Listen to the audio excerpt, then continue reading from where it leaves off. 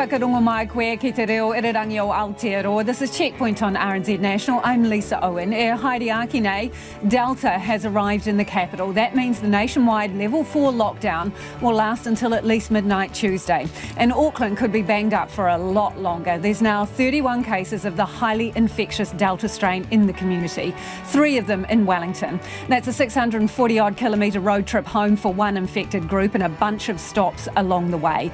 Another flu. The flight is now a location of interest. 3 Auckland high schools are on that list too. We'll have the latest spots you need to know about. Meanwhile, demand for COVID tests in the capital are off the charts. And under 15s, join the queue for a Pfizer shot. Don't forget, you can catch us live on Facebook. Ahi Marie, RNZ News at 5, ko Sarah Thompson tōko ingoa. The entire country will remain at alert level 4 until at least midnight Tuesday. The Auckland outbreak has now grown to 31 community cases of COVID-19, 3 of them in Wellington. The Prime Minister, Jacinda Ardern, says while the new Wellington cases can be traced back to Auckland, the outbreak has now spread outside Tamaki Makaurau's boundaries. She says growing numbers of contacts and locations of interest mean case numbers will continue to rise, but the country's elimination strategy remains the same. We know the elimination strategy works. Cases rise and then they fall until we have none. It's tried and true. We just need to stick it out. Cabinet will meet on Monday to make further decisions about any alert level changes. The Director General of Health, Dr Ashley Bloomfield, says people who have been in places of interest in Auckland are dispersed right throughout the country. As of 2 p.m. today, 648 contacts were located in the Auckland region, 136 in Waikato, and 162 contacts were located throughout the rest of New Zealand.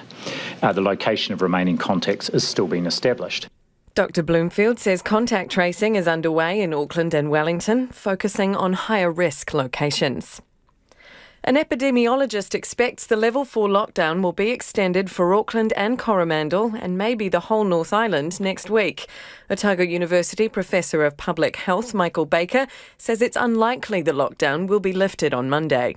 It's still early days, and even given the number of known contacts, the fact that the testing of some of them hasn't begun yet, it will be done after 5 days. So that information just won't be all through by next Monday. Michael Baker says the South Island might be treated differently.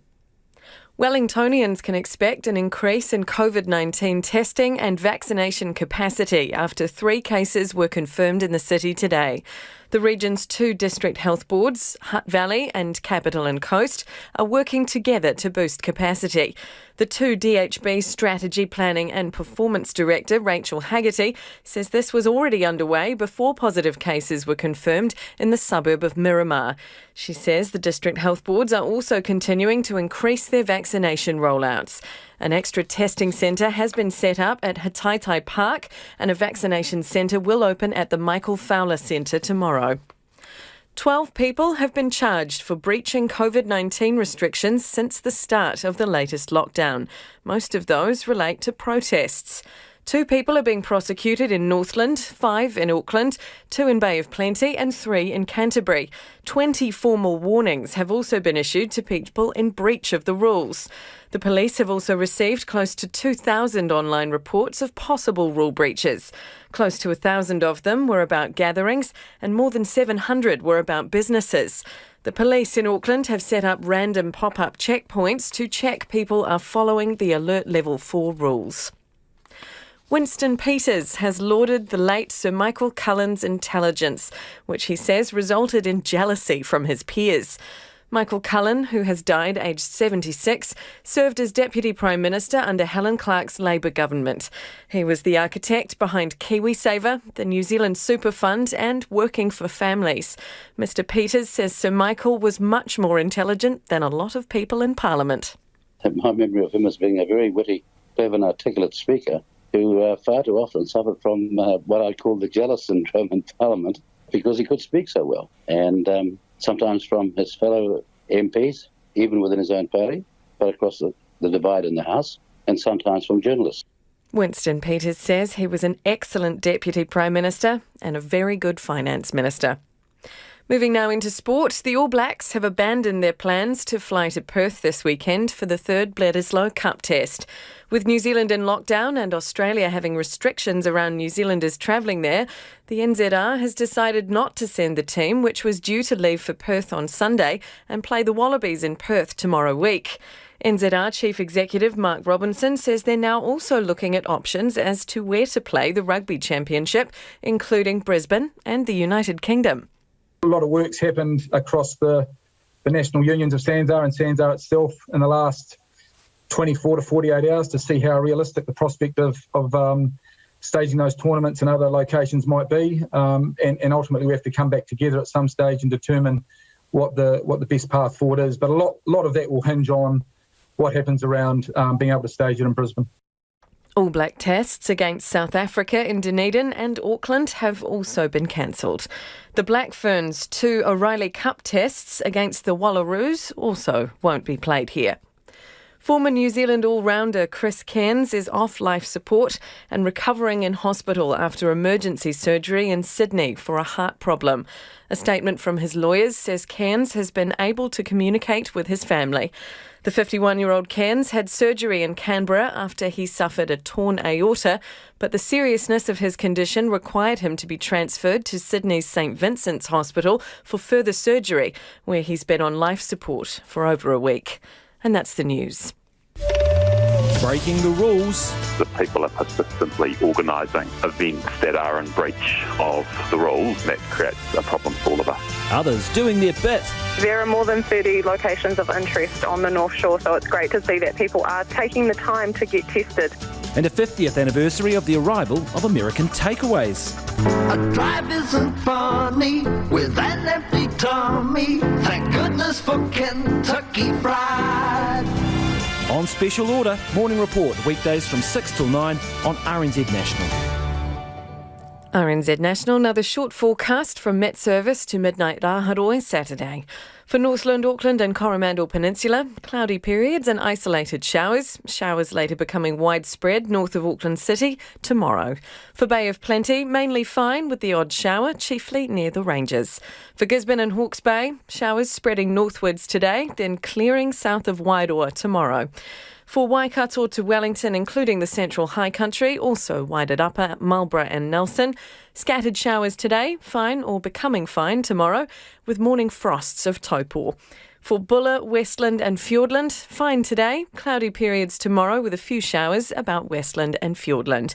For Canterbury, Otago and Southland, remaining showers clearing this evening, fine tomorrow with morning frosts, some severe inland. And for the Chatham Islands, occasional showers, but rain for a time today. That concludes the short forecast from Met Service to midnight Raharoi Saturday. The time is now 7 minutes past 5. Nā mihi Sarah, tēnā koutou katoa, no mai haere mai ki Checkpoint I tēnei rā, ko Lisa Owen tēnei. Stay put. The lockdown's been extended for the whole country until at least midnight Tuesday. The outbreak has now grown to 31 community cases and crucially spilled outside Auckland City with 3 positive cases confirmed in Wellington.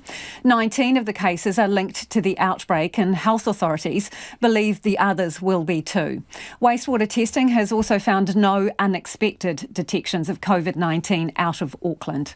Prime Minister Jacinda Ardern says the updates are promising, but it's too soon to scale back restrictions. All in all, that tells us we need to continue to be cautious and that we need more time before we have the complete picture we need to change our settings. So on that basis, the Director-General of Health has recommended and Cabinet has agreed to keep all of New Zealand at level 4 until 11:59 p.m. on Tuesday, August 24. The Director-General of Health, Dr Ashley Bloomfield, is already signalling further lockdown extensions may be on the horizon. My advice was that the lockdown extend right across the country through to Tuesday next week, and my view was that Auckland and plus or minus Coromandel would need to be extended beyond that. Health officials have now identified more than 2,300 contacts, excluding large locations like Avondale College and Sky City. The vast majority of these are in Auckland and Waikato, but 162 contacts are in the rest of New Zealand, including the South Island. Jacinda Ardern says case numbers will continue to grow, but the country's elimination strategy remains the same. We know the elimination strategy works. Cases rise and then they fall until we have none. It's tried and true. We just need to stick it out. If people break bubbles, visit friends or attend gatherings, new chains of transmission could start and keep that lockdown longer. So please keep up the amazing work, and everyone needs to play their part. Cabinet will meet on Monday to make further decisions about alert levels across the country. So as you heard there, the Delta variant has made its way to the capital, where there's been a rush on testing stations. Our reporter Jake McKee joins me now from the Wellington CBD. So Jake, where exactly are you? Kia ora, Lisa. We're here on Taranaki Street. Now, this testing centre has been going pretty crazy all day the last few hours. It does seem to have quietened down to what was average. But when we were here earlier today, before the cases were announced, but there was a rumour going around, this line through the car park out onto the street, it was going over 100 metres down Taranaki Street.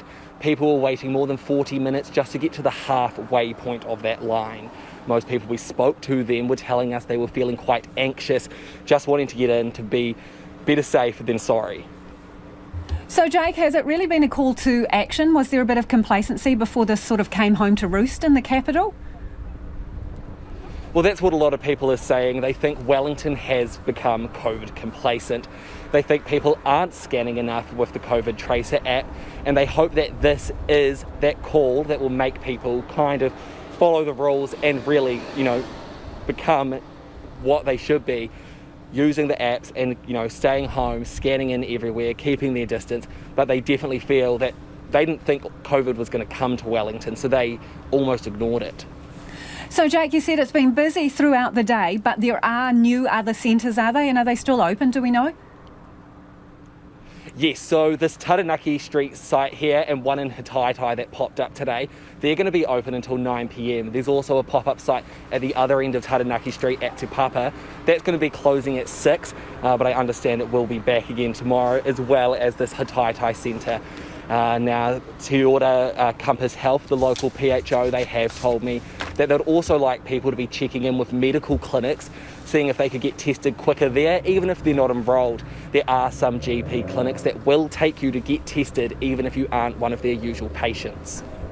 Thanks, Jake. That's Jake McKee, who joins us from the CBD in Wellington, where there are now, 3 cases of Delta associated with the capital. It is 12 minutes past 5, and you're with Checkpoint on RNZ National. Kia ora rā watu mō te whakarongo mai, e Heidi Akine. We'll speak live to the COVID response minister a little later in the program. From jabbing to swabbing, the surge in demand for COVID-19 tests in Auckland today forced some vaccination centres to close so that staff could be diverted to testing stations. But as Alice Stewart reports, whilst many faced many hours in queues for tests, others faced hours waiting for pre-booked vaccination appointments. At the end of Oaklands Road in Albany, queues of cars are parked up, waiting for a vaccine. People are greeted by security guards who take their temperatures and direct them to a car park. But this afternoon, there was some unwelcome news for Julie and her 2 teenage children. They'll have to wait at least 2 hours. Oh, you're serious? Oh, this isn't okay, we're leaving. Oh, we're definitely turning around. In the car around. Okay, I hope to talk to my husband in the car behind us, because this is crazy. Yep. She says she doesn't understand why there is a wait for those who have pre-booked appointments. Why is it 2 hours when we already had our vaccinations booked? This is our second one. So on the first one we came along and we were just straight through and it was real easy. And it's just really weird because I thought you had to have allocated times. So I don't understand why it would be 2 hours behind if you have allocated times. My whole family wants to turn around. It's me that's saying let's get this over and done with because I'm sick of it. But if you don't get it now when your booked vaccine is, when the hell do you get your next vaccine? Yeah, so if you don't get it now, you can't get it for months. She's off to America, so she needs to get it. So we have to get it. John was happy to leave to get his vaccination during lockdown, but he wasn't so happy about waiting for more than 2 hours. Even half an hour later, that's fine. But a 2.5 hour wait? Just ridiculous. I cancelled online and think I'm going to do what other people did at my work, is go to somewhere late in the afternoon and try and get one that's sort of left over from the day. A couple of my workmates went in with about 10 minutes notice and got it done the other day, so that's probably what I'll do. A number of the locations of interest are on Auckland's North Shore, which Kate Hohoi thinks might be the reason for the wait. It's not ideal, but it's good to know that people are obviously going to get a vaccine, and I don't see that as a negative at all. It's positive that people are turning up and getting it. Probably the scare of it being on the North Shore and everyone trying to just get in and get it done as quick as they can at the moment.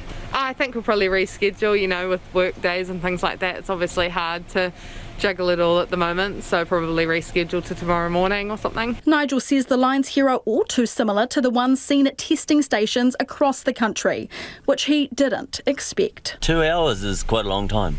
We're early. We're about 25 minutes early for something we're waiting 2 hours for. To get here, we came past the Albany Stadium. There's probably a week's worth of cars just in a queue there. So it's same different place.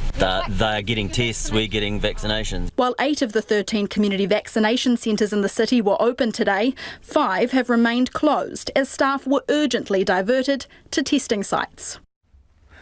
A North Shore hospital is essentially locked down, turning away new patients from its emergency department, with tens of staff benched after potentially being exposed to a COVID case. As many as 120 staff have been stood down for testing after a young man who was treated at the hospital prior to lockdown is confirmed to have the Delta strain of the virus. More than 100 patients were in the affected areas of the hospital at the same time as the positive case. While joining me now is anaesthetist at Waitemata DHB, Dr. Julian Fuller. Julian, 120 staff plus stood down. What does that mean in terms of the choices that the hospital has to make?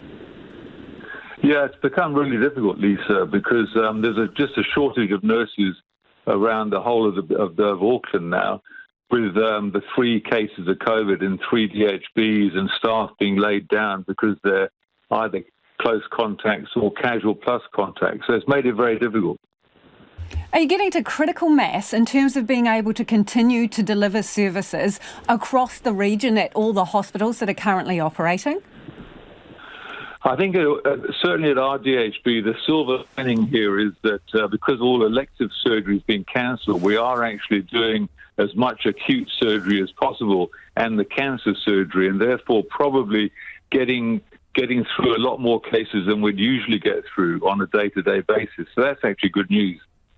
In terms of the staff, how long can you really survive without them on deck, where you will have to make decisions about other treatments? Yeah, I really can't speak for the hospital, the top brass of the hospital, but there's no doubt at all that at the moment we don't have a major COVID problem. But if this COVID really takes off like it did 17 months ago, yeah, we'll have a huge problem. We'll be relying on lots and lots of goodwill then. And even then, that's not enough to run ICUs, which need skilled staff.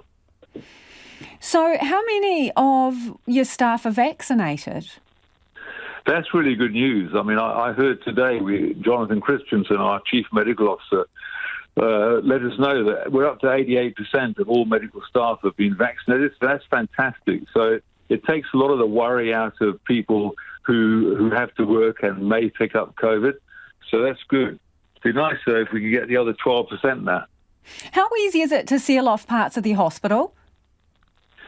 I want to slightly correct that your lead into the story. North Shore Hospital is not closed. They only closed the ED department. Yes, to new patients.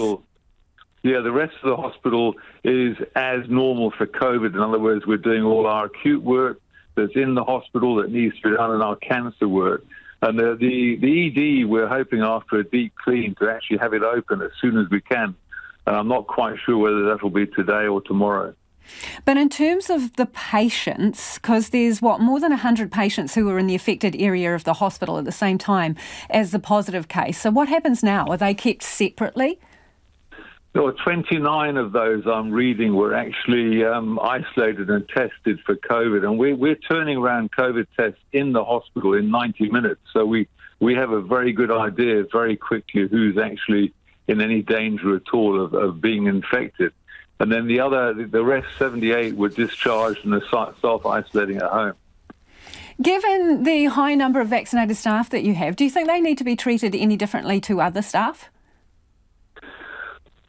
We do think that the one thing we do have a problem with at the moment, and I heard that from our Chief Medical Officer, is that these close contact and casual plus contact rules that have changed with the Section 70 orders, when we have vaccinated staff who are essential workers, we think that's going to just not help to run any DHB, where too many staff are going to be sent home to quarantine, for a minimum of 5 days if you're a casual plus contact. So that's probably not workable going forward. What do you mean by not workable? What will the consequences be? The consequences will be that there won't be enough nursing staff on site to run the hospital, and I think that'll probably be something I'm sure that will be looked at very soon now, so that we can make sure that we're adequately staffed. So are you saying you would be comfortable with fully vaccinated nurses and other staff not having to isolate at home, even if they were exposed to a COVID case? I think at the moment we're looking at 30 direct contact medical staff or healthcare staff with the one patient who was at North Shore on early Tuesday morning. And that's fair, that's reasonable enough for them to isolate at home. But then there's another 90-odd staff who are sort of casual plus contacts, and it's difficult to know whether or not it's reasonable for them to all be sent home for 2 weeks. The same as if you're at a supermarket at the same time as someone who later on becomes positive. It's difficult to say that everybody should go home for 2 weeks, yeah. Appreciate your time this evening. That is Waitemata DHB anaesthetist Dr. Julian Fuller. It is 5:20. Kia mau tonu mai. You're listening to Checkpoint on RNZ National. Homai o whakaaro. We'd love to hear your feedback. Nō reira anei na kaupapa mō te hōtaka nei. Tell us if you've been in a testing queue today. How long did it take? And are you keeping a close eye on those places of interest? We are also locked down until at least midnight Tuesday countrywide. What do you think of the decision? Pātui mai, text me on 2101, tweet us at Checkpoint RNZ or email checkpoint@rnz.co.nz. Well, Delta has made it to Wellington, and that means the nationwide lockdown, level 4, will last until at least midnight Tuesday. There's a total of 31 Delta cases in the community, 11 new ones today, and 3 of those are now in the capital. 2 of them took a roadie back to Wellington, stopping at cafes and petrol stations along the route. The third person flew home, making the whole flight a location of interest. There's now 3 Auckland high schools that are linked to the outbreak. All have infected students. North Shore Hospital has had to stand down 120 staff and close its emergency department to new patients after it was discovered a COVID-infected person had been on the ward. He's since been transferred to Waitakere Hospital. Another positive case has also been at Middlemore Hospital's emergency department, and the list of locations of interest continues to swell. Well, joining me now is the COVID Response Minister, Chris Hipkins. Minister, can we start with the capital? What specific links do you have between these 3 cases and the Auckland infections? Where did they mix or have contact? So we know that they were involved in a gathering in Auckland. They were all involved in the same gathering. 2 then drove back to Wellington and 1 flew back to Wellington. Contact tracing work is underway. The gathering that they attended was on Sunday, and their movements, they then returned back to the capital after that. I don't have exact travel times for them yet, but as soon as we do have that, as soon as we've got a flight, for example, as soon as we know exactly where they stopped along the way and what time they got back and any contacts they've had in Wellington, as soon as we know that information, we'll certainly share that. Where was the social gathering? It was in Auckland. I don't have the exact location. Did they go to the rugby game? No, my understanding is that that's not what they were there for. They were there for a religious gathering. Okay. Did they go to the casino? No, I don't believe so. Okay. So why is it taking so long for locations of interest to be put up? Look, they go through a fairly thorough interview process and then verify and make sure that they've got the correct information. Obviously, I want the information out there as fast as possible, and we'll be following up with them as to why the information hasn't been published yet. But certainly they do go through a very thorough process. One of the things that they want to make sure... So are you uncomfortable with the speed it is taking, Minister? Oh, look, this is a system under a lot of pressure. There's a lot of information that they're digesting and getting out there as quickly as they can. It is important that they get the right information. So if you're identifying a petrol station, for example, you want to make sure it's the right petrol station. If you're identifying a supermarket, you want to make sure it's the right supermarket. Absolutely. But is our system, including contact tracing, at this point overwhelmed? No, it's not, but it is working under pressure. What does that mean exactly? That it's slower than you would like it to be? Oh, look, I mean, there's a couple of different things at play here. One is the capacity of the system, but there's also just the individuals concerned. When it comes to piecing together your history of where you've been and who you've been in contact with over a period of time, sometimes it takes people a wee while to remember all of those things and to put all the puzzle together of their movements over the last few days together in a way that's accurate. OK, so these people got back to Wellington on Sunday. There's a couple of days between then and lockdown. So where have they been in Wellington, do you know? Well, like I said, I haven't got that information yet, but as soon as we do have that information, it'll be shared. So the event that they were at, another positive case from Auckland was also at that event. Is that what you're saying? That's correct, yes. OK, what about the epidemiological links for the 8 other cases? Have you established those? Work is underway on that all of the time. Each day at 1 o'clock, we get all the information just before the 1 o'clock briefing of the work that they've been doing. Obviously, I don't get them reporting back to me all of the time because I want them focused on doing that investigation work rather than constantly reporting it. But what we're finding with this cluster is so far we still are only dealing with one cluster, but there are still some new cases which we've got to firmly link into that cluster. How many people, by your estimates, are in isolation? I know we're in lockdown, but people who are ordered to stay home, isolation, can't go to the supermarket, can't go out for a walk. What are the numbers we're looking at now? Oh, we're well into the hundreds, sort of the high hundreds probably. I don't have an exact number on that. It's got to be thousands, doesn't it? Because you've got multiple schools which have got more than 1,000 pupils, and you've got 1,000 people at the Sky City Casino, all of whom are being told to stay home for 14 days. We're talking about the size of a small town, aren't we?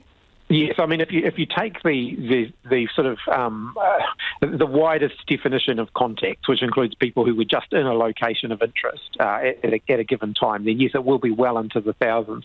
And of course, we don't necessarily have records of all of that yet, because that relies on people who scan their QR codes when they get their notification, making sure that they're identifying themselves as a contact. The people you were tracing back from the Crown Plaza who exited recently, how many are there of those and how long have they been in the community? I don't have an exact number on that. Sorry, Lisa, I can't give you that. Or the date that they were released from the Crown Plaza? We'll release a breakdown of that. I don't have the breakdown of that at this point. OK, so you've got huge queues at testing stations. Are you going to get them to stay open later? We're certainly working to increase our capacity of testing stations. Obviously, the testing stations are under a lot of pressure at the moment. They did over 30,000 swabs yesterday. That's a record numbers. It's more testing than we've ever done before in a single day, and that pressure has continued today. So we're looking at shifting capacity around where we can. So some of those testing sites where they have had less demand, we'll look to try and move that capacity to where we can. Now, that's not an instant process, but we certainly are constantly looking at where the greatest demand is to make sure that we're shifting capacity to meet that. How much capacity have you got left in the jet park, and then what happens? We do have an additional facility that we can convert, if you like, one of our other MIQ facilities. Which one is that, Minister? I'm not going to name it, but one of our other facilities can be converted to provide additional quarantine in the event that we need it. Why not name it? Which one are you converting? And have you started work on that? Yes. And how far off completion is it? Well, that can be done very quickly, and will be if we need it. Okay. So what capacity do we have? More people are being hospitalised around the world due to Delta. What capacity do we have in our hospitals, negative pressure units, respiratory machines, respirators? Are we geared up for this? So we've certainly got more respiratory machines than we had, more than double the number that we had when this whole process started just over a year ago. Staffing continues to be a pressure point for us, and that's abundantly obvious, particularly where we've got a high number of staff being stood down from some of our hospitals because they are potentially contacts. So that continues to be an area of pressure for us. But we've got more ventilators available. We've done a lot of work with our hospitals around oxygen supplies and making sure that they've got good oxygen supplies available. Some of that work's completed, some of it's still ongoing. Minister, I want to go back to the places of interest because this is critical, right? Because some of these cases are out in the community before lockdown, and as the Prime Minister says, so they would have been moving around. We're still going to see cases from that period of time where people had free movement.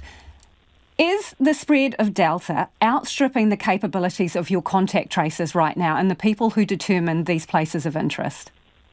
No, it's not, and we're getting those places of interest constantly being updated all of the time. So you'll see new places of interest have been uploaded today. In terms of those Wellington cases, I haven't seen the list of places for Wellington yet, and obviously I'd like to see that out there as soon as we possibly can. So that is something that we'll be following up on. Any new cases since the briefing? Look, I haven't got any new cases to report, but that doesn't mean there won't be any. And I'm just fully expecting that there'll be more cases over the coming days. Appreciate your time this evening. That is Chris Hipkins, the COVID-19 Response Minister.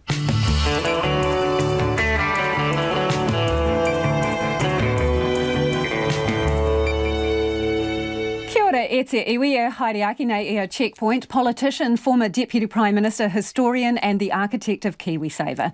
We explore the life and legacy of Sir Michael Cullen, who has died of cancer. Community testing centres are swamped with people waiting hours to get tests, so why are only some GPs swabbing people? Homai o whakaaro, we'd love your feedback on anything you've heard on the programme this evening. Text us on 2101, tweet us at Checkpoint RNZ, or you can email checkpoint@rnz.co.nz. It is time for the headlines now. Here is Sarah. Kia ora, Lisa. RNZ headlines, ko Sarah Thompson tōko ingoa. The government has extended the Alert Level 4 lockdown until at least midnight Tuesday for the entire country. The Auckland outbreak has now grown to 31, with 11 new cases recorded today, 3 of them in Wellington. The Prime Minister says the growing number of contacts and locations of interest means numbers will continue to rise, but should then begin to fall if everyone sticks it out.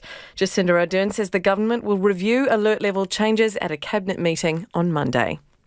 The Director-General of Health, Ashley Bloomfield, says contact tracing in Auckland and Wellington is focusing on higher-risk locations. More than 2,000 people are now considered contacts, but that does not include some large sites.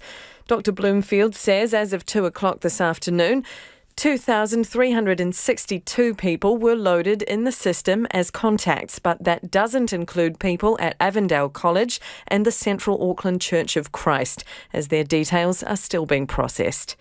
The police have charged 12 people for breaching COVID-19 restrictions, most of them related to protests against the lockdown. 2 people are being prosecuted in Northland, 5 in Auckland, 2 in Bay of Plenty and 3 in Canterbury. Another 20 people have had formal warnings for breaching the rules.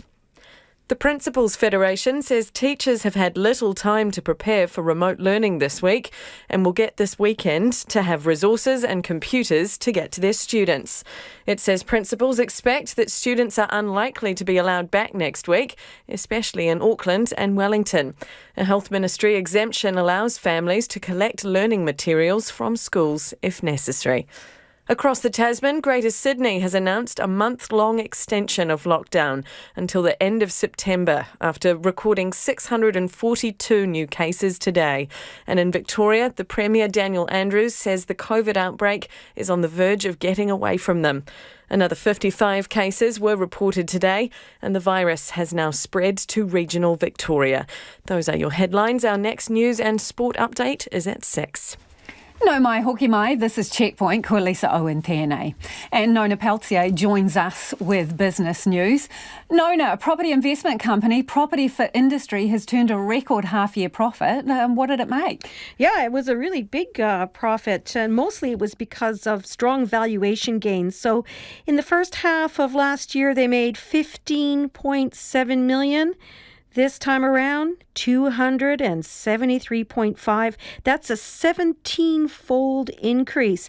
And in terms of revenue, well, that was a 6-fold increase. And for net rental income, a 17% increase in their rental income. So a pretty good result for property, for industry, and certainly the market like that. It finished up 1%, their share price. Let's talk about My Food Bag. So grumpy shareholders have challenged the directors at an annual meeting this morning about the dismal performance of its share price. I'm assuming this was all over Zoom or similar, Nona, but how did the company react? Well, you know what? The company said basically, and this is true for all companies, they said, look, we don't have a great deal of control over the share price. The company is doing well. It's tracking to expectations. And to be fair, the chair, Tony Carter, told the shareholders that basically food, these are ready to make meal companies, food kit companies, all in the United States, for example, their share prices are down about 20%. So, today after that meeting, Food Bag's share price, it rose 4.5%. So perhaps the shareholders are less grumpy now. And Nona, what about the rest of the market? Okay, so our top 50 index, it was really little changed. It fell 16 points to 12,940. The New Zealand dollar is still tracking down against the US dollar. Now, that's more a US dollar story than it is a Kiwi dollar story. We're at 68.3 US cents, 95.7 Australian, and 50.1 pence. Thanks, Nona. That's Nona Peltier with Business News. So Michael Cullen's life and legacy are being celebrated across the political spectrum today. The former Deputy Prime Minister died in Whakatane last night after being diagnosed with lung cancer last year. He left politics in 2009 after a 30-year career with the Labour Party and was pivotal in setting up KiwiSaver, the New Zealand Superannuation Fund, and Working for Families. He was Finance Minister for 9 years and Deputy Prime Minister for 6, as well as a close friend, confidant and colleague of former Prime Minister Helen Clark. And Helen joins us now. Our condolences, Helen. It's a sad day for you and his friends and family. A very sad day, and my heart goes out to his wife Anne and his children and wider family. The diagnosis Michael got in February last year was devastating. In between then and now, he's written a book on his life, which is a marvellous read and sets the record straight from his perspective on many issues. But sadly, that diagnosis was not one that could be defied, and he will be hugely missed by all of us. So you got to see him before lockdown. What did you talk about? So I went down a couple of months ago with Margaret Wilson, and we talked about a lot of things, both old times and current times. I did go down again at the start of this week. The end was clearly very near, but he was still able to make a witty comment or two. And I thought he's going out on a good note, at peace with himself. So, as well as all the other things that he was, Helen, he was also a historian. So how is history going to remember him? I think history will judge him very kindly. He was such an incredible force in our government. If I ever had a problem, I could chuck it to Michael and hope for a solution to be found, which it generally was. Also, in my observation, finance ministers are often Mr. No. Well, Michael, with the right case, was Mr. Yes, and he funded amazing things across the sphere. I was so touched in early 2000 when he came to me and said, there's a bit of spare cash. What would you like to do for the arts? Well, that was a big package, which really set a lot of the institutions up well for the coming years. So, little thoughts like that mattered a lot. But look, there were huge conservation purchases. There were the big social policy investments, big initiatives people are mentioning, like the superannuation fund, just so many things that he had his fingerprints firmly on. Yeah, well, the other one is obviously KiwiSaver, right? And this morning there was a bit of a flurry on social media with a few young people saying, thanks for being the granddad of KiwiSaver because you got us into our homes. Well, that's right. People had the opportunity to save, and because it was not an opt-in but an opt-out, most people, having been put into it, thought, well, I'll stick with it. And they have quite a good nest egg to put towards housing. So it has made a huge difference. Helen, it wasn't all smooth sailing though, was it? Because, didn't he march into your office and say your time's up as leader? Oh, yes, he was one of the delegation. I'll spare the others mentioning their names. But, once that was resolved, he never turned back on loyalty to me. He became my deputy. It was tough. The 96 election was tough, but the 1999 one saw our vote come in, and it came in twice after that. So, look, I look back to the good times, not the odd disagreement. There was the odd disagreement, and that was a big one in 1996, but we moved on from that. Yeah, so how did you come back from something that big and regain each other's trust and really form a tight relationship? The disagreement was never about policy or positioning of the Labour Party. It was really a question of whether I was ever going to be able to win an election. And let's face it, the polling was pretty dire at the time. I hung on because I had more support than enemies in the Labour Party caucus, and I had strong networks in the Labour Party. I actually couldn't see anyone else who could do any better, so I stuck with it. It wasn't easy at all. The easiest thing would have been to go away, learn to play golf and do other things, but thank goodness I didn't. He has said more than once that he was happy to be number 2, happy to be the deputy sheriff. So what do you reckon about his character made him stellar in that role? He once said of me, he said, "I am the snow on which Helen's skis glide." And that was an allusion to my love, of course, of cross-country skiing, but also to the fact that he knew that he was a deputy, and deputies support the leader and support the leader to do well. That takes a lot of character. He was an incredibly able, intelligent, smart man, but he was able to settle into that role of deputy and finance minister role as well. Very powerful roles where you can do a lot of steering the ship yourself. Really appreciate your insights and memories there, Helen. I'm wanting to change gear a little bit and move on to the topic that our country is now well wrapped up in heavily, this COVID outbreak involving Delta. From your position, having done reports for the WHO, observing this, how do you think we are handling our first very real test with this new variant? As well as we can, is the short answer. You'll read plenty of comment around the world that is just saying give up on trying to eliminate it. But I think New Zealanders have seen a taste of life this past year and a half or so of by and large being without COVID, and we're very reluctant to give that up. So we have to give this our very, very best shot. I think there is a very good chance that this lockdown can succeed, but I fear it's not going to be short for Auckland and other affected areas. And the question is how much that spills over in the short term for other parts of New Zealand as well. I just think we have to give it our best shot. So are you making yourself comfortable sheltering in the anticipation that you're going to be there for several weeks?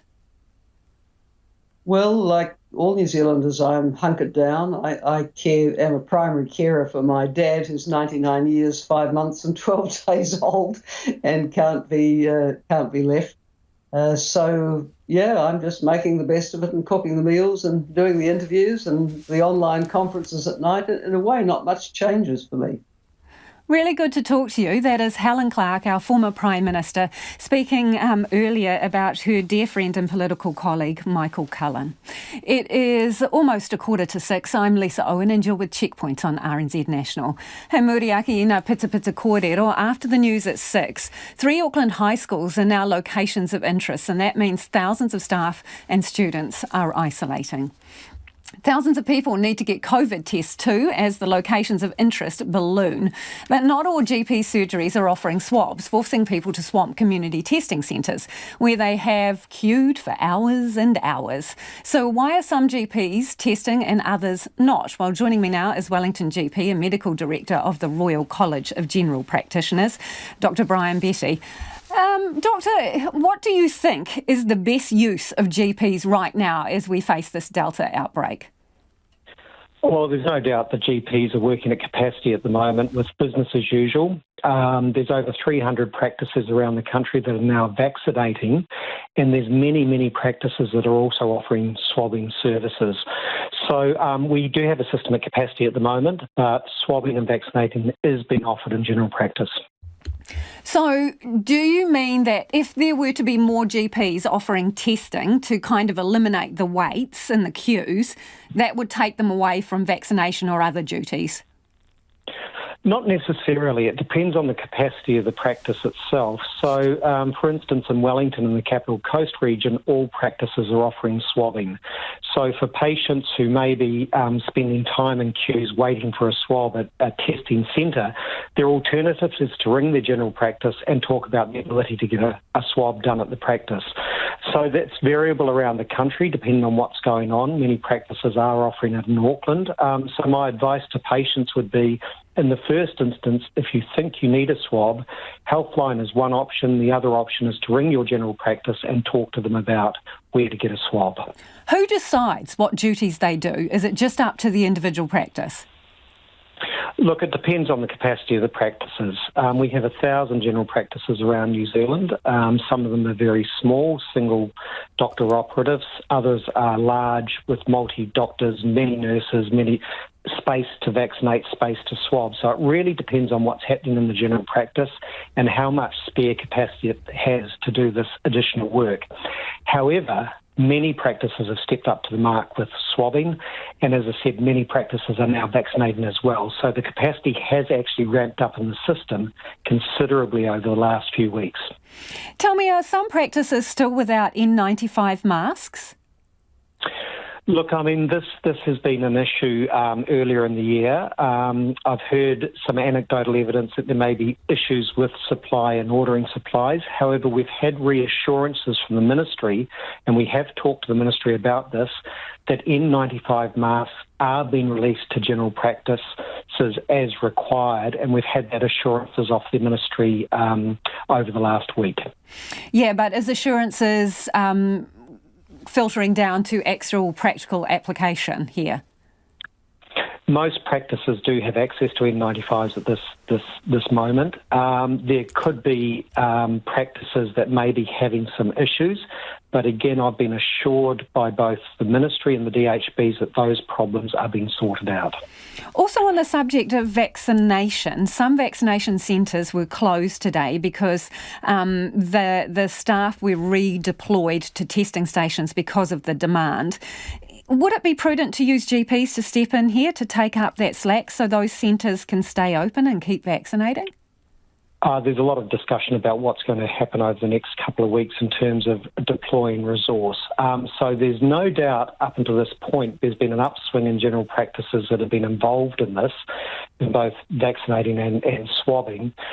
We've asked for any barriers to general practices becoming involved in vaccination to be reduced as much as possible, and we expect over the next few weeks a lot more general practices to come online to really further increase the capacity. So, look, it's not surprising with what's going on at the moment, the heightened anxiety, the pent-up demand for vaccination and for swabbing, that there are issues. However, there is work going on to make sure that capacity is continuing to be increased over the next couple of weeks. Thanks for your time this evening. That is Dr. Brian Betty.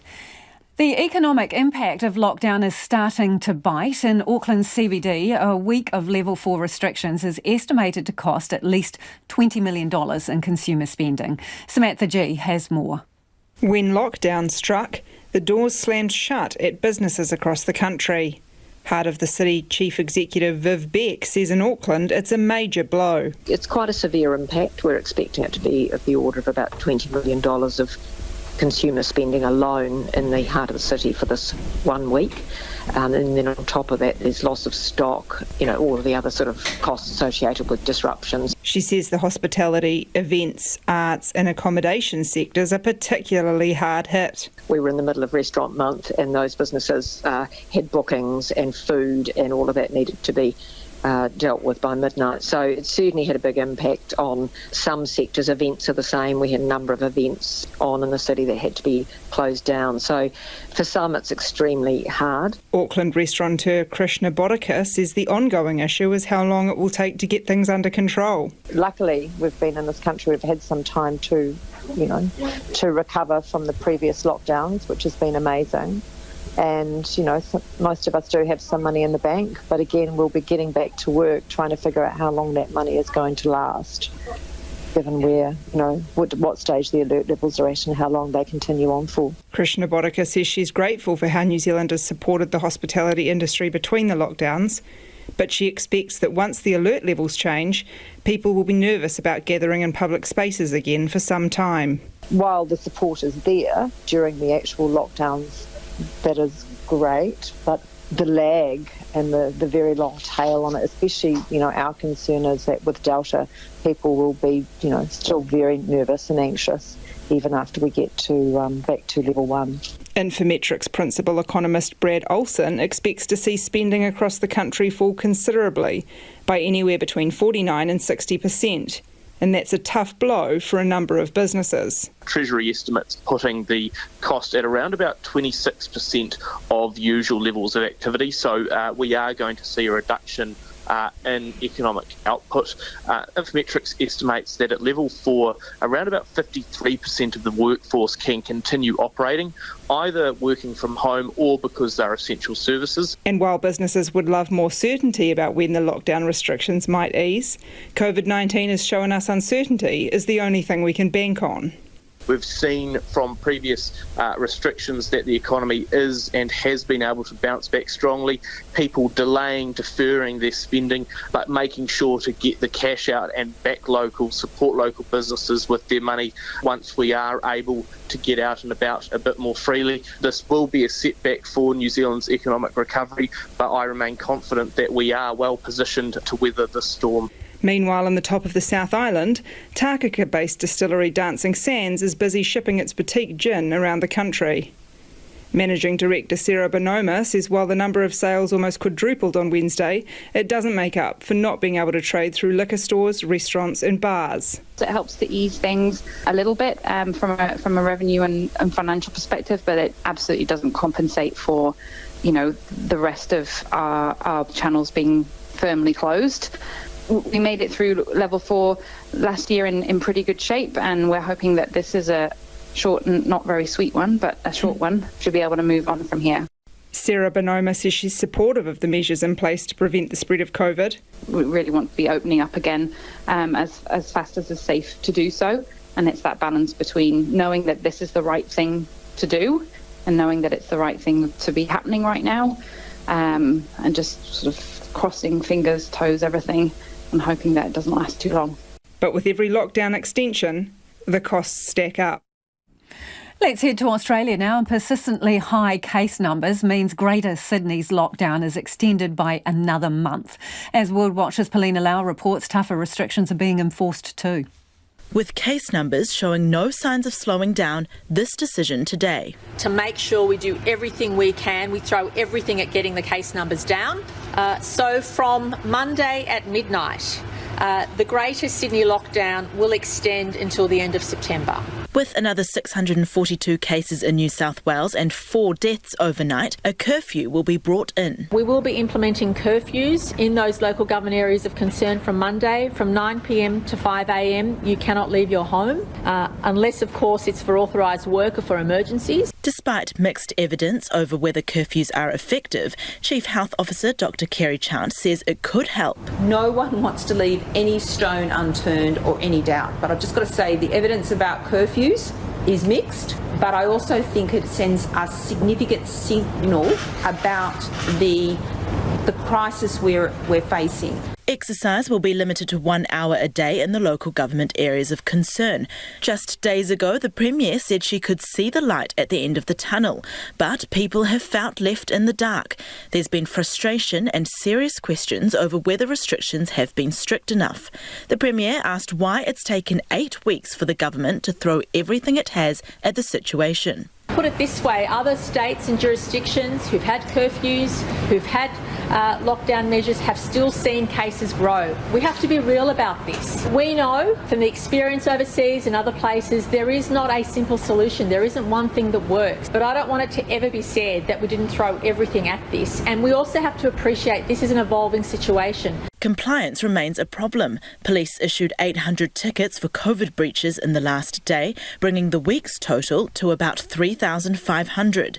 Dr. Kerry Chant says there can't be any complacency. Hang with us for the next 4 to 6 weeks. Buckle down, do the right thing. I do not want to be standing up here every day announcing deaths. The state's administered 5.6 million COVID vaccinations, with 54% of people having had one dose. The All Blacks have abandoned their plans to fly to Perth this weekend for the third Bledisloe Cup test, but say they remain committed to playing out the Rugby Championship. The team was due to leave on Sunday to play the Wallabies on Saturday week, but pulled the plug today after COVID restrictions in Australia would see them head into quarantine there. Rugby Australia and SANZAAR both released statements this afternoon expressing disappointment at NZR's decision. New Zealand Rugby CEO Mark Robinson believes it's the right call in the circumstances. We are simply waiting for the tournament schedule to come out and understand where it might be able to be played. It's incredibly hard. Our first obligation is to our people at this time. We've said that right through COVID, that our number one priority is to look after our people. And in this regard, we want to make sure that before we had anyone set foot on a plane, that we knew where the coming weeks might sit for them to be involved in international rugby. So we're hoping that can be resolved quickly. There are reports the rest of the Rugby Championship may move to Europe. Are options that are being seriously considered. Again, this is more for SANZAAR to lead, and ultimately will be something that will sit with them and ourselves and our other joint venture partners here. I think when you look, around the world at the moment, there are a lot of things happening around sport and entertainment that are different to what we've previously considered as being normal in the past, and this is just another example of that. So I know a lot of work's happened across the national unions of SANZAAR and SANZAAR itself in the last 24 to 48 hours to see how realistic the prospect of staging those tournaments in other locations might be, and ultimately we have to come back together at some stage and determine what the best path forward is. But a lot of that will hinge on what happens around being able to stage it in Brisbane. But no more international rugby will be played in New Zealand this year. NZR finally confirmed scheduled games against the Springboks, including the milestone 100th match between the two nations, set to be played in Dunedin on September 25th, will be played overseas. The Black Ferns 2 tests against the Wallaroos also won't go ahead in New Zealand after COVID-19 travel restrictions stopped the visiting sides from getting in. All Blacks captain Sam Whitelock says an ever-changing schedule doesn't just impact on New Zealand players. It's all completely different to what we were looking at a couple of months ago, but as I said before, we're open to playing these games wherever it is. We just need to know a bit of certainty around it, and I think that's the main thing that all the players are after, not just from New Zealand but from all the countries. There's been a bit of comms going back and forth via teams, and it's quite cool to know that everyone's wanting the same thing. A pretty tough decision on everyone involved, but hopefully we can get all those games in. If they're in Queensland or in Europe, well, so be it. And that's the All Blacks captain Sam Whitelock. There's been a spike in demand for community service providers across the Motu during lockdown. They're doling out food parcels, takeaway lunches and advice to those people in need, and are preparing for an uptick with the Level 4 extension. Tom Kitchen reports. In Te Whanganui-a-Tara, the capital, today's COVID scare didn't stop Compassion Soup Kitchen from helping out. Its manager, Gary Sutton, says there's been a big rise in demand during Level 4. On a normal day, that's about between 100 and 120 meals. During alert Level 4 lockdowns and things like that, we go up to 180 to 200 meals a day because other institutions need the hot meals because they're not able to provide them themselves, or they can't pick them up from out their normal providers. They're giving away takeaway lunches to passers-by over the lockdown. We try to give as much warmth and encouragement as we can in the short, very brief interaction we have with each guest, because we realise it's a bit tough. They're isolated at the best of times, and it's a bit more isolated during a time like this. In Ngāhurere Napier, the iwi authority responsible for looking after Hapua Marae, Te Taiwhenua o Te Whanganui Orotu, is helping out anyone who needs it by connecting them with services. CEO Tania Eden says they're able to do that immediately. Nationally, Māori, because of our connections and on-the-ground networks, we can stand up straight away. We can stand up at, food hubs straight away. We mobilise, we can get together, we can do it. People have been calling the Taiwhenua about many issues. We've had actually quite a few inquiries in relation to food parcels too, because unfortunately, our children eat through a lot of food when they stay at home. So there are some families struggling and needing our help at this stage. She says Korowa and Kuia have medical and transport concerns. Down south in Otepote, Dunedin, the night shelters had to shut shop for a while. It has 12 beds, and those who frequently use it have been housed in the likes of backpackers.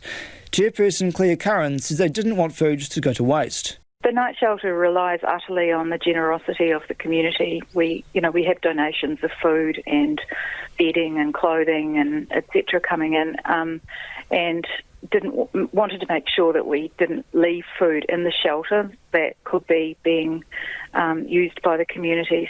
So they raced it out to those in need before the lockdown began. Any food that was left over before the lockdown was made available through our food pantries in the community, which are open to the public, and hoping that the people that don't have enough, things like eggs and vegetables, that sort of thing, so that they can make use of those food items. Now, with an extension to the lockdown nationwide, these organisations are only going to get busier. And your feedback here on testing. So many whinging about the queues, says Tessa. Serves us right, given our complacency. Scanning and getting vaccinated wasn't hard. Ahiahi Marie, RNZ News at 6. Ko Sarah Thompson tōku ingoa. Over 2,000 people are now considered contacts of people with COVID-19, and that does not include people at some large sites. There are 11 new cases of COVID-19 in the community today, including 3 in Wellington, taking the total to 31. The Director General of Health, Ashley Bloomfield, says 19 of 31 have been confirmed as linked to the initial Auckland outbreak, and the other 12 are being investigated. He says public health staff right across the country are working on contact tracing.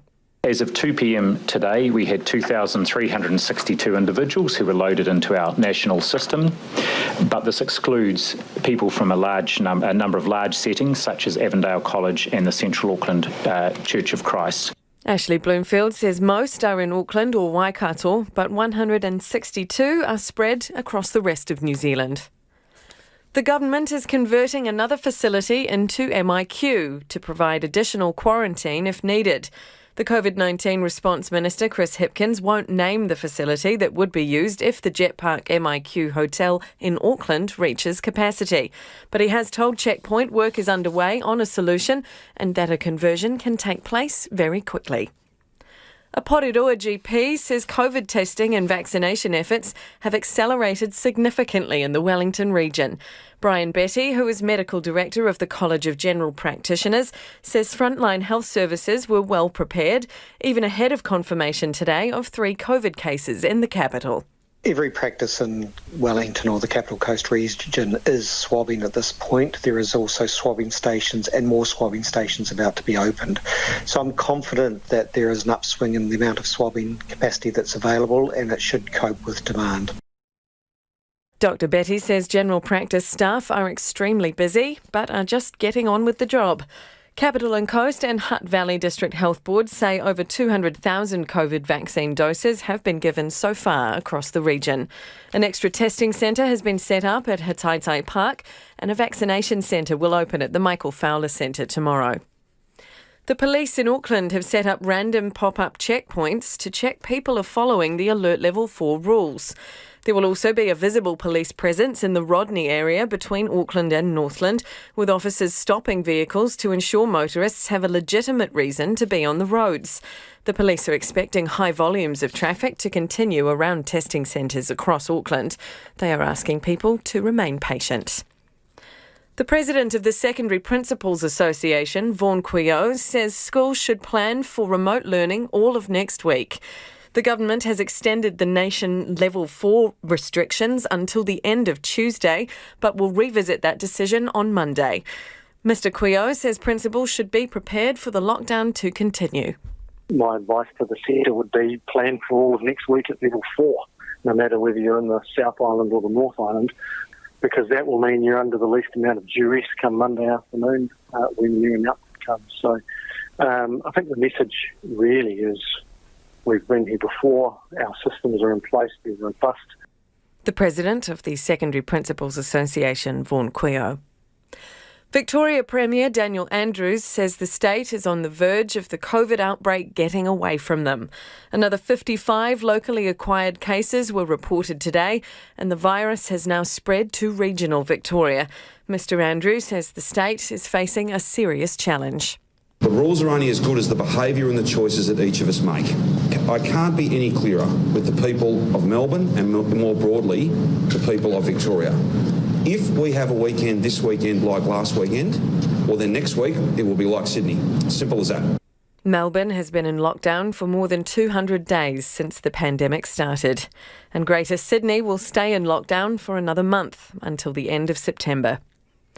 2 people arrested in anti-lockdown protests in Christchurch were denied bail when they appeared in the district court today. Police arrested 3 people in central Christchurch yesterday on breaching the lockdown restrictions. 50-year-old Kyle Chapman, 46-year-old Adam Nuttall and a 56-year-old woman appeared in court today for failing to comply with the COVID-19 lockdown. Mr Chapman, who used to lead white nationalist group the National Front, and Mr Nuttall were denied bail. Human rights group Amnesty International says the Taliban recently massacred and brutally tortured several members of the Hazara minority in Afghanistan. Witnesses have given harrowing accounts of the killings, which happened in July. Since taking over Kabul on Sunday, the Taliban have tried to show a more restrained image. But Amnesty says the incident is a horrifying indicator of Taliban rule. The Hazara community is Afghanistan's 3rd largest ethnic group. Moving now into sports, Rugby Australia says New Zealand Rugby's made a unilateral decision to call off next Saturday's Bledisloe Cup in Perth by not flying to Australia this weekend. Rugby Australia Chief Executive Andy Marinos says there has been positive discussions about getting the All Blacks to Perth. But NZR Chief Executive Mark Robinson says while the All Blacks could have been in team quarantine in Perth and played the test, the problem is the rest of the Rugby Championship schedule, which involves South Africa and Argentina, and remains unclear given the COVID situation in New Zealand and Australia. We are absolutely committed to playing that game at some stage. Getting into, a whole lot of speculation around who said what and when doesn't really matter at the moment, does it? I mean, it doesn't really help anything and it doesn't help us go forward. New Zealand Rugby has also announced the cancellation of tests against South Africa in Dunedin next month and at Eden Park in early October. It's also cancelled 2 Black Ferns tests against Australia. The Breakers and guard Corey Webster have parted ways, despite the basketballer still having 2 years to run on his contract. The Breakers say the departure is by mutual consent. Paris Saint-Germain have yet to decide if footballer Lionel Messi will make his much-anticipated debut for them tomorrow. The 34-year-old Messi joined PSG last week after leaving Barcelona, a club he'd been at since he was 13. And that's the news. Tonight on Nights, Tom Hearn and Nua Fanau. Some of the brains behind a new TV drama on the Polynesian Panthers select the mixtape. Some of New Zealand's best sing some of their favourite Dave Dobbin songs during Friday Night Live. It's carving time on Country Life. And because we used the Kiwi as an emblem for the first time on this day in 1904, we've got a Sonic Tonic dedicated to national symbols on Nights of me, Brian Crump, after the news at 7 on RNZ National. Te reo irirangi o Aotearoa. Now the short forecast from Met Service to midnight Rahoroi Saturday. For Northland, Auckland and Coromandel Peninsula, cloudy periods and isolated showers. Showers becoming widespread north of Auckland City later tomorrow. For Bay of Plenty, mainly fine with the odd shower, chiefly near the ranges. For Gisborne and Hawke's Bay, showers spreading northwards today, then clearing south of Wairoa tomorrow. For Waikato to Wellington, including the central high country, also Wairarapa, Marlborough and Nelson.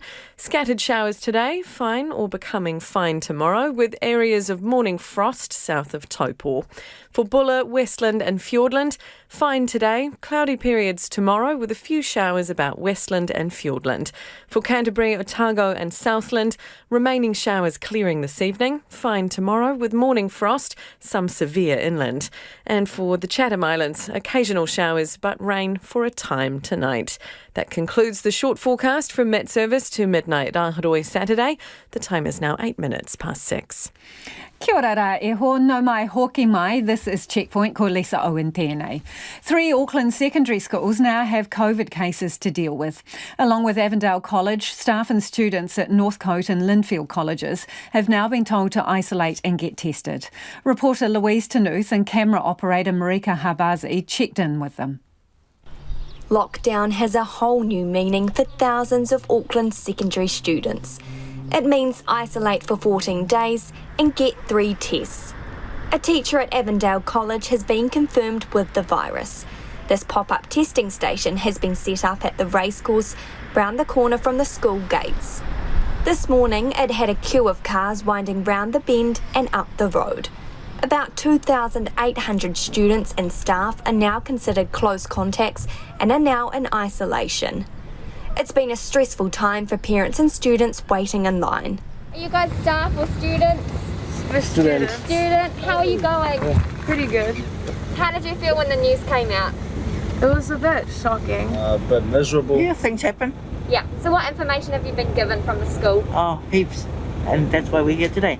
Get tested, isolate. Yeah. Yeah. And how are your friends going? Right. Hopefully they feel much more better than I do. It was kind of like a little bit nerve-wracking, you know. We thought we were kind of like coming out of this whole COVID thing, back to the square ones kind of thing. But yeah, you know, just ticking along. It's getting worse and worse. They've got to get a test as soon as possible, isolate for 14 days, and then get another test on day 5 and day 12. Most of them know the drill. So yeah, I think the next one is basically Sunday, and then another one is on Tuesday. So I'm hoping, you know, don't have to stand in the queue for this long. But yeah, you know, that's what it is. I'm ticked off because we've got 15 days that we've got a lockdown now. Yeah, what information have you been given? Well, we were moving on Friday. We were supposed to move today. So we can't move, we can't do jack at the moment. We've just got to wait for the 15 days to go, get the 3 tests. And they're texting the boys, so we've had to basically go and do our own research to find out what's happening. Not very good, the information that we're receiving. And you've got to get multiple tests as well. Well, that's what I've just figured out, the 23rd and the 28th, I think. Getting tests and back to home, stay at home 14 days, yeah. It's a similar story for staff and students from Northcote College. They have to be tested 5 days after exposure and self-isolate for 14 days, regardless of what their test result shows or what alert level Auckland or the rest of the country is in. This queue for the testing station at Northcote stretches as far as the eye can see. Students at Linfield College are also affected after a student who tested positive for the virus went to school on Monday and Tuesday this week. There are now a number of locations of interest in the school's neighbourhood of Mount Roskill. They include a couple of supermarkets and a church. It means close to 6,000 staff and students across the 3 schools need to be tested before they head home to wait. And joining me now is Linfield College Principal Kath Now. Hi Kath, how is the school and the student doing? Kia ora, Lisa. Our community, while obviously stressed, has been absolutely wonderful at pulling together. We've been receiving multiple messages of support and just the communication going backwards and forwards about how they're following the guidelines, they're out there, they're getting tested and they're taking it all very seriously. So we're proud of them, and we're hugely appreciative of the work they're doing. What do you know about the chain of transmission? What have you been told? For our particular case, we haven't been given any information as to how that has come into our school at this stage. I understand the health department is very pushed in terms of the work they're doing, and certainly have been very busy in working with the students and staff that we've given them contacts for. So I guess they'll get back to us at some point. And when was that student last at school? On Tuesday. Right. So did you have any major events that your school was involved in during the time that this student may have been infectious and mixing with other schools' sports events or cultural events? The student wasn't involved in any sporting activity or any of our extracurricular programs, so that has been a big relief to the teams and the groups that have been competing in the community. And your families, I'm sure you're getting lots of questions. What are people asking you, and what are their concerns right now? The biggest request is, can we please have a pop-up station at Linfield College? That is a point of conversation that we've had today. Our request has been taken seriously and forwarded on, but I think the sheer logistics of providing the resources and the staffing means that that's not likely to happen in the near future, definitely not for the next test at day 5 anyway. Yeah, Kath, so what have families been telling you about the waits and where they're having to go and all the rest of it? I guess one of the things about having a group out there is we're getting lots of feedback about where the queues are shorter and where they are longer and where they might change the direction for next time round.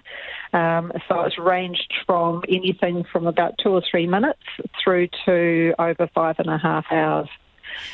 So are you trying to push information out to your families to sort of let them know where maybe the not so busy spots are?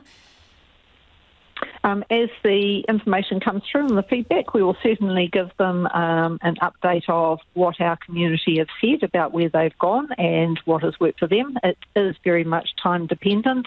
So somebody might have gone there at 8 o'clock in the morning and had a good experience, and somebody else may have gone there at 10 o'clock and had a long wait. So it's very much you get what is there at the time. Yeah, it's pretty much a moving feast. Have you been out to have your first test? I have had my first test. Yeah, and what was your experience like? Well, I am one of the very lucky ones that I booked through my GP. I turned up 3 minutes before the test was due to happen, and I walked out 2 minutes later. So that is not something that has been shared by our community. So I am very embarrassed to have had such an easy swing of things. However, I can't book for the Sunday test because that's all booked out. So I'll have to join the queues on either Sunday or Monday. Yeah, because it's an ongoing thing, isn't it? They have to have 3 tests over the 4-week period. So as you say, they're going to have to go back again. And in terms of your request to get something specific for them, while you appreciate that resources are pressed, are you hopeful that they might be able to swing something? What's been the feedback from authorities? That the resourcing and the staffing is not at the level that they can swing something into place. So while I appreciate that for day 1 and also for Sunday for day 5, I'm always optimistic, and maybe for day 12 that might change. So that's on the 29th of August. So, Kath, with all of this going on and families having to contend with this, get in the queue and manage their testing regimes and all the rest of it, how's home learning going? We put a message out to our community last night when we sent out the information that a student in our school had returned a positive test. We let our community know that there would be no learning today, so we were expecting them to go out, have their tests and not to have to worry about completing any coursework. So we have put a halt on online learning until Tuesday, knowing that a number of our families will be out on Monday looking for testing sites as well. So that's hopefully given them a little bit of a breather, and then we'll swing back into our normal online learning program. Kath, good to talk to you. All the best to the school and to you too. That's Kath Nell, who's the Linfield College principal, and all those students and staff are having to self-isolate for 2 weeks and get 3 tests. It is almost 18 minutes past 6 and you're with Checkpoint on RNZ National. There are calls for accessible COVID testing for the disabled community, with many struggling to get swabbed. One woman says she was forced to dehydrate herself so she could spend hours in line for a test, and the lack of information about testing for those with disabilities is hugely concerning. Katie Doyle reports. Rachel Peterson first thought about getting a COVID-19 test 2 days ago. She'd been at 3 locations of interest and her daughter was starting to develop flu-like symptoms. So we tried to get through the health line, tried for an hour and a half, then got cut off, then their lines were overloaded. And then I wanted to take her down to the testing centre. But Ms Peterson has a disability and can't sit in an hours-long queue without access to a toilet. Searches for information about accessible testing led nowhere. So yesterday she took drastic action. I stopped taking my pain medication because I'd have to be driving, and I dehydrated myself thinking I was going to go down to the testing centre and it would be hard going to the toilet. And then the waits just got longer and longer, and I was struggling the whole time to find information about what do people with disabilities do in the event that they need to get tested. Over the whole day, all she had to drink was a single cup of coffee. Ms Peterson eventually managed to secure a test at her GP instead, but says others are still struggling. The complete lack of information is a real worry. I couldn't find it anywhere, and none of my contacts or people very, very high up in leadership of disability could find it anywhere. And then I started asking around, and I was like, how did you get tested? How did you get tested? Oh, well, we dehydrated. The lawyer and disability rights activist Dr Huhana Hickey says blind New Zealanders are also finding it hard to get tested. We've got several blind that have had to try and negotiate getting beyond cars to get tested because they can't drive. Or if their support person drives with them, they've also got to go back, get them out of the car, get them back in. There's rules around all of that. She says it's unacceptable decision makers haven't thought of the disabled community. Advocates are now in contact with ministerial staff. We're all doing what we can to highlight the issue to the decision makers who really don't have an excuse this time round. We've been doing this for 18 months. They should have been ready to step up immediately. Dr Hickey says there is a solution. Frankly, it's simple. It just needs a mobile testing unit to go out to those people that are asking to be tested, that are seniors and aren't mobile, and disabled that aren't mobile. In a statement, a Ministry of Health spokesperson said the team at Healthline would be able to check which testing centres are accessible and could also offer advice on transport services. RNZ contacted Healthline when we phoned at 4:30 this afternoon. We were 180th in the queue. Tributes have been flooding in for the late Deputy Prime Minister Sir Michael Cullen. He died last night in Whakatane after being diagnosed with advanced lung cancer last year. Sir Michael played a pivotal role in establishing KiwiSaver, the New Zealand Super Fund, and working for families. Here's our political reporter Charlie Drever. The grief of losing Sir Michael has hit many politicians hard today. The Prime Minister wasn't immune, clearly holding back tears when mentioning his passing at today's COVID update. I'll finish with a quick vaccine update. Then I'll ask Grant Robertson to take the podium to acknowledge the very sad passing of Sir Michael Cullen. Dr Bloomfield. Jacinda Ardern later went on to call Sir Michael an incredible human who packed a lot of public service into his life. But I'll remember him as just being a thoroughly decent human being who I will miss so much.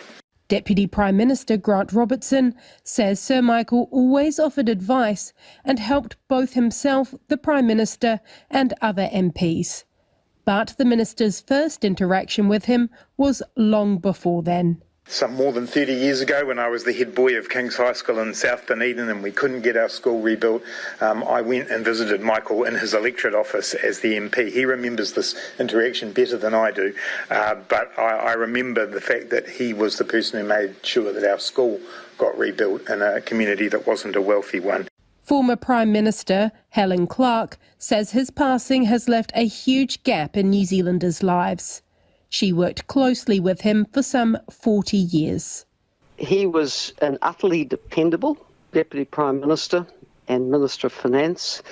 You could throw any big and knotty problem at him, he would find a solution for it.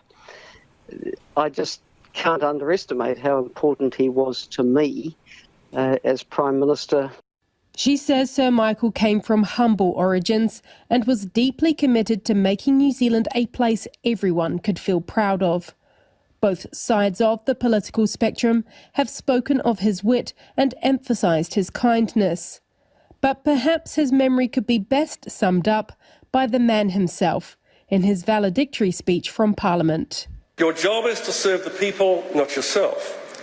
If you ever start to feel a sense of entitlement about being here, look around these walls at the names there and understand what true sacrifice and service means. So, Mr. Speaker, it's already been goodbye from her, and now it's goodbye from me. Kia ua, kia maia, kia mana wanui. E kone rā. He is survived by his wife Anne, 4 children and 8 grandchildren. Now, in breaking news, one new location of interest has been revealed on the Ministry of Health's website in relation to the Wellington COVID-19 cases. It is One Sushi in Searlby Place, Porirua, on Tuesday the 17th of August between 6:15 and 6:30. So that location again, One Sushi in Searlby Place, Porirua, on Tuesday the 17th of August between 6:15 and 6:30. Don't forget you can go onto the Ministry of Health's website, locations of interest, and they are all listed there. Hundreds, including some of the first 12 to 15-year-olds in the country, have been vaccinated against COVID-19 at a pop-up drive-through clinic in South Dunedin. Our Otago Southland reporter Timothy Brown donned a mask and went for a look. Te Kaika has been leading the effort in vaccinating Māori and Pacifica against COVID in Dunedin. They've also played a big part in testing in the city, and confronted by the lockdown and the desire to keep people safe and separated, a plan was hatched only yesterday to keep the vaccine rollout rolling. Southern Health and Te Kaika got together yesterday at about 1 p.m. And had a meeting and decided it was a good thing to do. So yeah, from 1 p.m. yesterday all the planning went in to get it up and running before 9 a.m. this morning. That's Te Kaika's chief executive, Albie Lawrence. He says despite the tight turnaround, word spread and there was a queue of vehicles waiting for vaccines when the clinic opened this morning. We had 100 or so through this morning and just hoping that we get the word out there so that more families and whānau around Dunedin, particularly our Māori and Pacific families, know that we're here. So hoping over the weekend we'll get a lot more through. The reason for that focus on Māori and Pacifica is the elevated risk of COVID-19 for those communities. Research from Te Punaha Matatini shows that a 44-year-old Māori has the same risk as a 65-year-old Pakeha. Peter Allison, an Associate Māori Health Officer for Southern DHB, says that's why it's so important to reach those whānau, especially now that the Delta variant has emerged in the community. It's a huge risk, so we're really keen to get as many as we can vaccinated. That's the best protection they've got, so I'm really encouraging whānau to come through, get vaccinated and be safe. Seeing the chaos the Delta variant has unleashed elsewhere in the world is enough for Mona Nafatali to bring her 12 and 17-year-old children down to the clinic for their shots. She says she didn't even hesitate. Not at all, because being Pacific and seeing what's happening in Fiji was really made us aware to, being in that vulnerable cohort, really wanted us to make sure that we were protected as well, but also making sure our other Pacific families were also getting the protection. And despite being one of the first 12 to 15-year-olds in the country to get the jab, her 12-year-old son took it all in his stride. How are you feeling after the jab? Pretty fine. Pretty fine? Didn't hurt that much. The clinic's first walk-up patient was Andrew. He says he decided to walk to the clinic to burn off some nervous energy due to his fear of needles. That would be my first needle since I was 15 and I'm now 41, so like a flu jab, things like that, it's not so much, it's probably more the needle that puts me off than the actual jab. So this is probably quite a big roadblock for me, but in hindsight, there was nothing to worry about. He says despite his nerves, there was never any doubt about doing his part for the community. And the clinic is available to anyone else wanting to do their bit from 9 a.m. to 4:30 p.m, Wednesday to Sunday, throughout level 4 and 3. The eagerly anticipated 25th James Bond film will finally hit cinemas from next month. No Time to Die is about 18 months late because of the pandemic, but the wait is nothing compared to the 3 decades in the wilderness for one of Bond's most memorable props. The BBC's Paddy Maguire reports. Of all the cars driven by James Bond over his 70-year film career, Sean Connery's Aston Martin DB5 in 1964's Goldfinger is perhaps the most iconic. The classic silver lines, the deep grumble of the engine, and of course, the unusual enhancements courtesy of Q. You see the gear lever here? Now, if you take the top off, you'll find a little red button. Whatever you do, don't touch it. No, why not? Because you'll release this section of the roof and engage and fire the passenger ejector seat. Ejector seat? You're joking. No joke. And neither were the machine guns, the smokescreen or the tyre shredders. The car was bought by a collector in the 1980s, but in 1997 it disappeared from the private aircraft carrier in the US state of Florida where it was being stored. It hasn't been seen since, but one man thinks he has a lead which may take him to what he calls his white whale. I've had some very interesting reports over the last few months from someone who's actually seen the car and swears by the chassis number matching the one that we are looking for. I'm convinced that this car, the stolen car, is in the Middle East. Christopher Marinello has spent 3 decades hunting down stolen, lost and looted treasures, recovering sculptures and paintings worth hundreds of thousands of dollars. He's been hunting the DB5 for 10 years, and he thinks the person who currently has the vehicle is a very wealthy collector who might not have known it was stolen when they bought it. I honestly believe that they did not know what they were buying at the time that the car was stolen. It's very plausible, but I am certain that they now know it's stolen, and now I fully expect them to come forward and do the right thing.